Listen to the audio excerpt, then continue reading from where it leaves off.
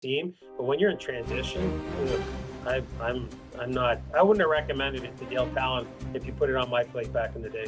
Yeah, particularly when you're getting into your mid-30s out of a guy and maybe his numbers won't be as good and he'll be frustrated. We'll see how that works. So that, I guess, sort of tells us the Canucks plan to be good then. This is no rebuild. You think that they're a team that can turn it around next season? I'm really curious, Borny, still to see what happens in the next couple of days here in Los Angeles. I think that the Pettersson thing, to me, is still floating around out there. There's so many. This team, a year and a half ago, I thought they were tracking in such a positive direction. Like, they were chasing culture for a long, long time, weren't they? They were going through coaches. They were going through different scenarios. And I still think now, after they had built that up and it went away, now they're going to try and reestablish culture. They make this deal, which is curious to me. But coming into the weekend here, I think that I'd be better positioned to answer that question after Friday night, because there's still a part of me that believes that Pettersson's no trade kicks in here next week. There's still a part of me that believes that those conversations are going on out there. Kipper would know better than me when it comes to these types of things, but I can tell you from being in these scenarios in the past that we would milk it right through the draft just to be sure that we haven't turned over every stone. I was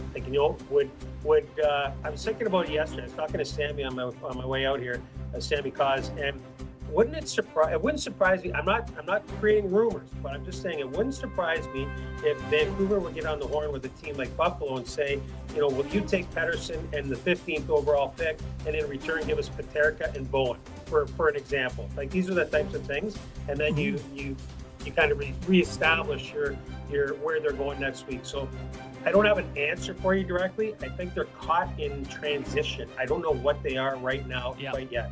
You're watching and listening to Jason Buka, who is in Los Angeles getting ready for Sportsnet's NHL Draft Friday night. Books, so for our listeners at Sportsnet 650 in Vancouver,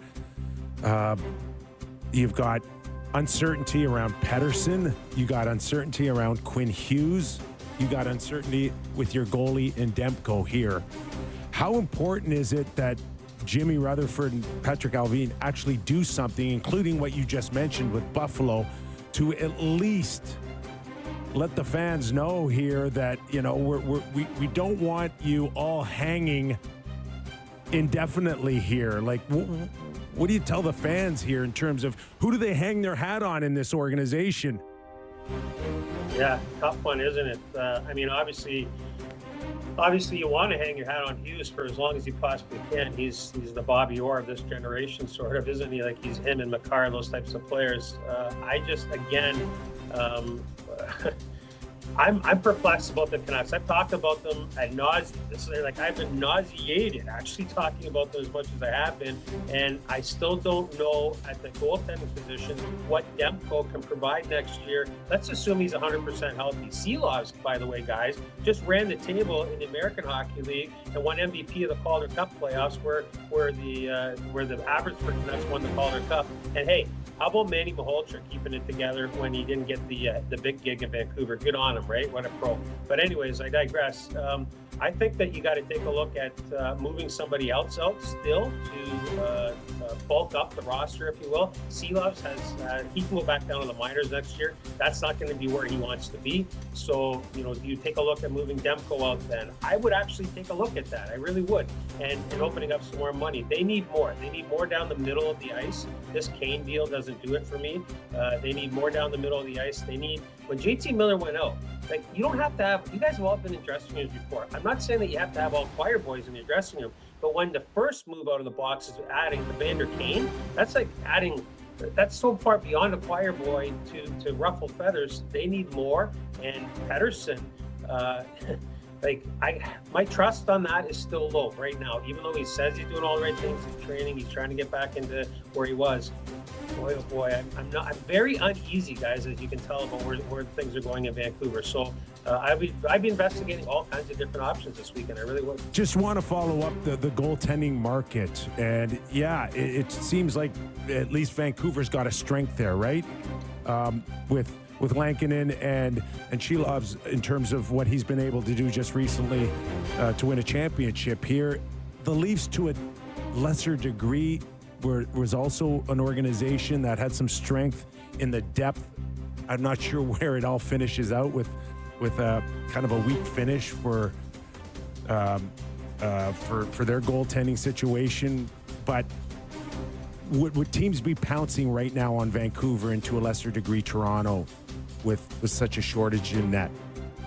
Yeah, I would think Vancouver more than Toronto right now, but there could be an argument made that there's similarities between Wall and Demko a little bit. Like you could compare those two out. I think they'd be pouncing on Vancouver because they have Lankinen under contract. They signed him the extension. Of course, Shelovs is coming off what he just came off of here. So maybe I'm overthinking that. Maybe the Canucks are thinking, well, maybe Shelovs is at the top of his value right now, and maybe we go down that road and try and acquire something that way. That could be possible as well. So, but yeah, they'll be circling there. And now that I sit here and think about it, I wonder in those Edmonton Oiler conversations if Shelov's name even came up for the Oilers. I don't know that. I'm just sitting here thinking about it. Could that have been also in the equation? Because obviously the Oil need to do something in net, and Shelov's. I would take the risk on Shelov's being better than Pickard, and then whatever else happens there happens. But that would have been an upgrade. Well, it is interesting that they've talked and got serious about trades, because certainly there may be a chance that as they move towards the draft or free agency, they'll say, hey, if this is still on the table, let's talk more. Curious to see if those two have any more contact or any more discussions. Want to make sure I get this in. Well, we have you. As following the Islanders this year, it seems like Schaefer is going to be their guy at the draft. Everyone's talking about Hagens. Is it Hagens or Hagen? Hagens in my book. Hagens, okay. Everyone's talking about Hagens in New York. Well, what's going on? Is there a chance for the Isles to get back in and end up with both kids? So the rumor, I'm not into this. As you guys know, the way that I do my work, I don't talk to any of the other members of the fraternity when I'm scouting players. I don't do that. But we like rumors, though. We like rumors. I know. So I'll float one out there that I heard in the coffee shop this morning. I heard that Hagens could drop as low as 11, and I just about spilt it all over myself.